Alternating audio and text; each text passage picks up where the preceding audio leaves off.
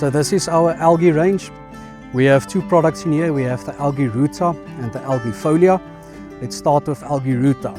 So Algae Ruta has got a high auxin concentration. It's got 1,000 milligrams per liter auxins.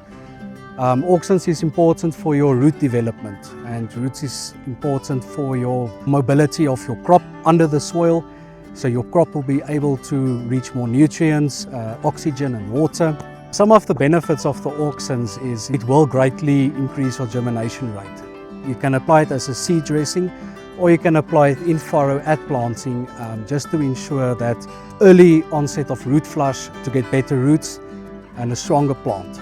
And then Algae Folia is high in cytokinins. So cytokinins is important for your vegetative growth. You will apply it at a bit of your later stages, let's say at flowering, to assist with flower formation and then ultimately fruit set.